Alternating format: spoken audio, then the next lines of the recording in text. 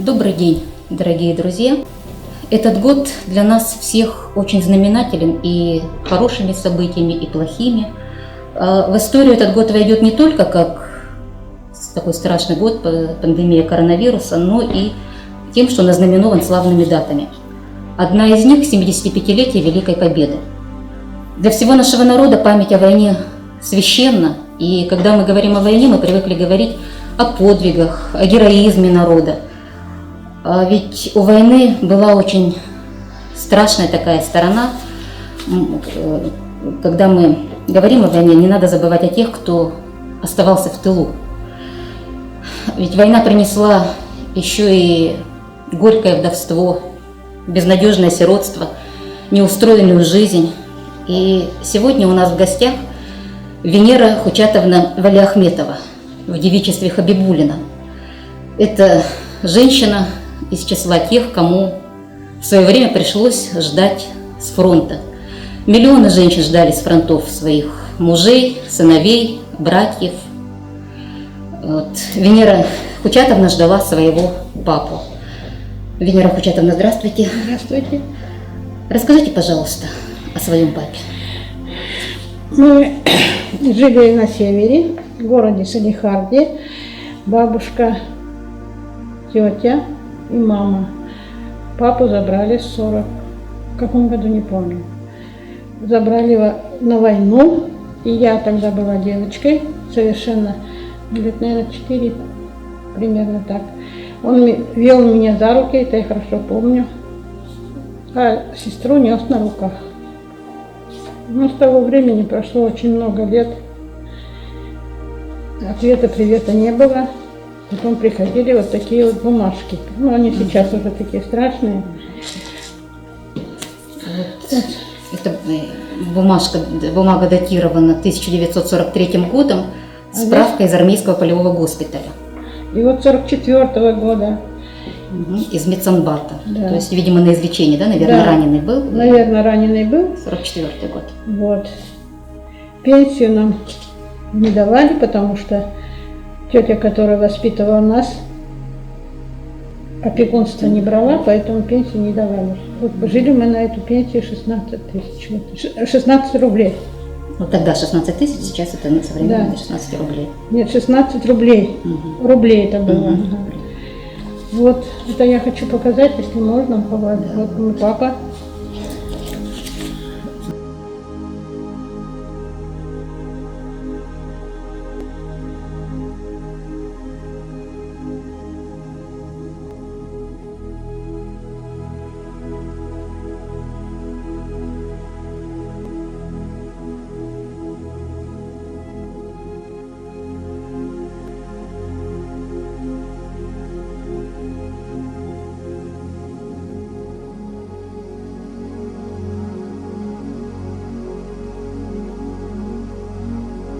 После того, как похоронку получила, маму парализовала. Это вот у вас единственная фотография? Единственная фотография, которая осталась от отца.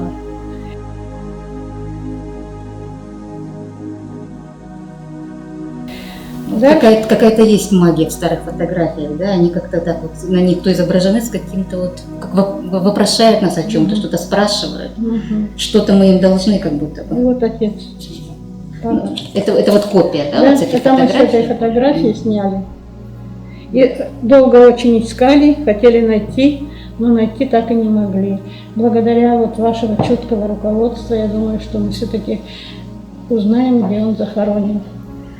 Ну, сейчас очень много ведется поисковой работы, возможно, когда-то. Затем я, о своей работе, наверное, не надо, это уже все. Ну, это вот, знаете, вы сказали, папа пропал без вести. Да, жили очень плохо. Когда мы переехали сюда в 47 году, бабушка, тетя и мама, уже с новым мужем, отец не захотел нас двоих, бабушка воспитывала с тетей. Жили в землянке. Нас встретили очень доброжелательные, добродушные люди, как Агадилова Джамал Идрисовна. Впоследствии она работала у меня под моим руководством, контролером ОТК. Ну, конечно, сейчас ее нет живых. И Маечка Асмаей мы учились вместе в одной школе. ну не в одном классе, она закончила с отличием. Фамилия Агадилова, Агадилова. Те самые Агадиловы? Да, Агадилова Майя. Ну вот фамилия Агадиловых, конечно, всем казахстанцам, вот, для всех это очень говорящая фамилия, да? Да. Та самая Майя партизанка юная, да, которая... Да. Вот как раз Майя училась в школе, мы в одной учились, 15-й. А Джамал Идрисовна впоследствии, когда я уже стала на ноги, была уже мастером на швейной фабрике, она ко мне пришла, я ее взяла контролером. В знак благодарности мы работали очень дружно. Хорошая семья была. Я говорю, Казахстан нас с распростертыми руками взял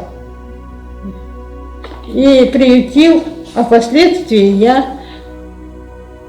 на фабрике работаю, мне дали суду, построили дом. А до того, как построить, мы еще ухаживали за бабушкой.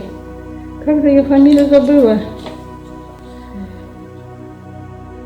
В землянке жила.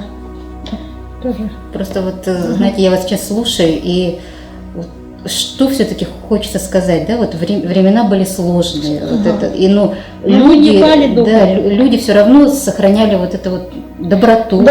Я хочу сказать, вот, большую благодарность, даже вот когда я работала, Мастюк Дмитрий Никитич, Полина Ивановна, которые подавали руку в любое время, и потом они дали суду безвозмездную построить дом. Домик построили сейчас где школа номер 39, маленькую, потом снесли. Вот так вот. И очень в Казахстане люди доброжелательные, добрые. Они нам полностью помогали. Впоследствии мы жили по соседству с чеченами даже. И чечены нам руки подавали, потому что мужчины не было. Было трудно, вот это вообще, наверное, вот особая, да, вот особая категория населения казахстанец. Вот, казахстанцы. Да, вне зависимости от национальной принадлежности, просто вот казахстанец. В Казахстане вот эти люди нам помогали, потому что у нас ни пенсии не было, ну ничего. Да, вот, кстати, вот пенсии у вас не было, потому что папа пропавший без вести. Без вести, разные бумаги. Документы, да, мы искали уже, вот смотрите, сколько бумаг. И там еще сколько мы бегали, и потом писали в России. Вот, бумага, она датирована 48 годом, то есть вы и после войны, да, продолжали поиски. Это выдано вашей маме, да, Нугуманова Зоя Александровна? Да, это моя мама была, ей выдали, ничего не было. Вот, я просто текст зачитаю. Извещение гражданки Нугумановой Зои Александровне, проживающей в городе Салихард, ваш муж солдат Хабибулин, тут Худгат напечатано, видимо. В документах такое. А у меня Финера тоже неправильно. Находясь на фронте, пропал без вести в феврале месяце 44-го года. 44-й год, то есть и у вас писем, ничего, да, от отца не сохранилось? Нет, ничего нет. Вот на мое имя поступило заявление, вот мы писали кому писали, вот толку нету все равно. Найти так не могли. Конечно, хотелось бы найти, поклониться. Вот тоже вот это, как говорят, да, есть такое изречение, что война не закончена, пока не захоронен последний солдат. Да. Вот получается, мы уже столько лет. Я так благодарна, что вы хоть откликнулись.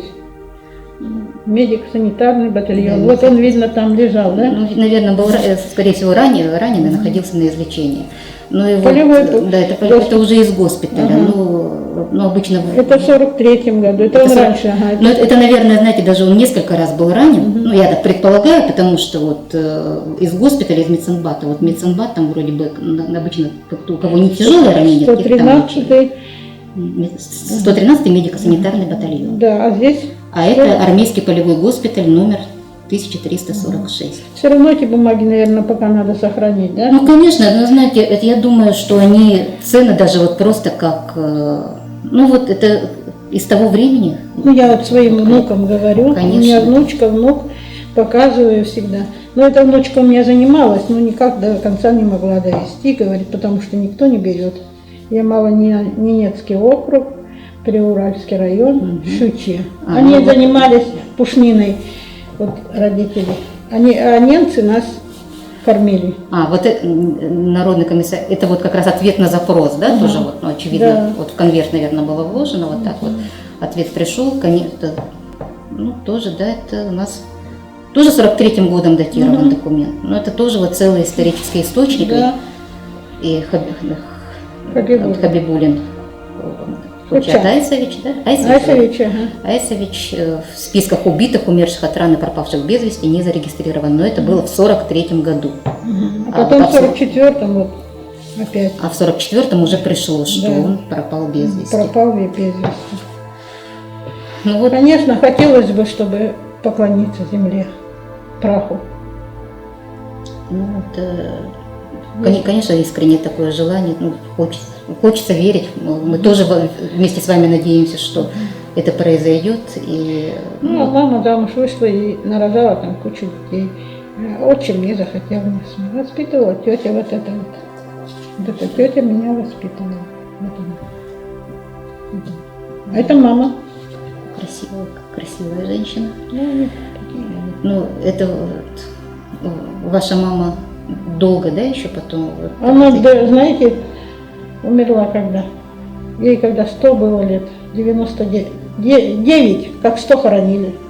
Ну, вот, наверное, из-за себя и из-за за супруга, ну, вот, такую долгую Ну, мне жизнь. тоже уже 82. Дай Бог по маминым генам, Бабушка чтобы тоже долго жила. А мы же на севере жили, а там рыба. А хорошая рыба, говорят же, рыба. здоровая еда способствует. Чтоб стыдно не было. Венера Курчатовна, вот, ну вот вас таких ведь много по стране. Ага. Вот, дети войны, да, те, кто... Ага, я как председатель Совета ветеранов неоднократно писала в Алмату. И один и тот же ответ приходит, что рассматривается вопрос. И в конечном итоге 1937 году дали дети войны, а 1938 по 1945 ничего не дали. Но это неправильно. Я думаю, что надо бы этот вопрос поднять и снова. Ну, почему-то ничего. Ну, я сейчас дети войны, так сказала, в таком плане, не в официальном, а вот, ну, вы, Да. знаете, если в переносном смысле, наверное, весь наш народ это дети войны, потому что и в тех, кто родился после войны, вот этот, Да. Ну, в вот генах, мы- наверное, у нас заложено вот у Конечно. всех. Венера Курчатовна, вот вы представитель этого поколения военного, кто на ком это время наложило отпечаток. Вот как вы думаете, как именно повлияла на вас война? Война нас заставила возмужать, чтобы сами добивались всего, что необходимо. Рано пошла в школу, потом на работу. На работу до 18 лет не брали, но потом директор Масюк и Полина Ивановна взяли под свое руководство. И дали мне бригаду, сама еще ничего не умела, не оформленная. Бригаду дали, и я начала обучать их шить, просто машину гонять. Потом они вызывают меня к себе и говорят: поедешь на учебу. Я говорю: а у меня образование 6 классов, кто меня возьмет? Возьмет. Заставил меня сдать экзамены, в город приехали принимать, и зачислили меня в техникум. Я заочно закончила техникум, имея 2 детей. Война вас просто заставила Да. стать взрослыми, да? Да, вот? война меня заставила возмужать, встать на ноги и добиваться своих целей. И я постоянно работала, постоянно на работе на фабрике проработала 40 лет, без 3 месяцев. А сейчас работаю в Совете ветеранов уже с 2000 года, после смерти своего мужа, по сей день. Вот. И тот, кто трудится, я думаю, что будет долго жить. Так у меня родители, тетя с бабушкой тоже прожили очень долгую жизнь, под 90 лет. Мама так вообще умерла в 98. А вот Венера Курчатовна до сих пор на даче трудится. Ага. И если бы только вы сейчас видели, как она так по лестнице лихо взлетела, вот, и я за ней не угналась. Хотя мне далеко по возрасту. Дело в том, что надо трудиться, понимаете, нельзя сидеть. Вот люди выйдут на лавочку и начинают всякую ересь гнать. Зачем, мои дорогие, я когда вы приходите к нам в Совет ветеранов, я все время говорю, двигайтесь, дорогие мои, двигайтесь. Движение – это жизнь. И потом не нервничайте, не психуйте. Не нравится, лучше напишите. Вот, ну, что остается сказать, да? Вот эти слова Венеры Курчатовны нам просто взять надо всем за основополагающий принцип жизни. Трудиться, беречь нервы, Да. любить людей, которые Да, находятся в рядом. окружении. Да, и тогда все будет хорошо. Да. Не надо жаловаться на жизнь. Да? На жизнь не надо жаловаться. Жизнь мы сами ее строим. Больше никто нам не даст ее. Мы сами должны добиваться. И таким образом я добиваюсь своих успехов. Сейчас наконсервировала, можете ко мне приходить. Ну, надеюсь, встретимся еще, не последняя встреча. Ага. Венера Курчатовна, большое вам спасибо, огромное спасибо за встречу, за то, что вы поделились своими воспоминаниями. Ага. Здоровья, благополучия вам, вашим близким, сил, вот это, чтобы вы сохраняли как можно больше вот эту свою энергию, оптимизм и вот этот позитив. Ну, вот просто мы сейчас, кто рядом с вами посидел, мы тоже от вас вот, Да. прям вы нам передали эту энергию. Спасибо. Спасибо вам большое. Спасибо.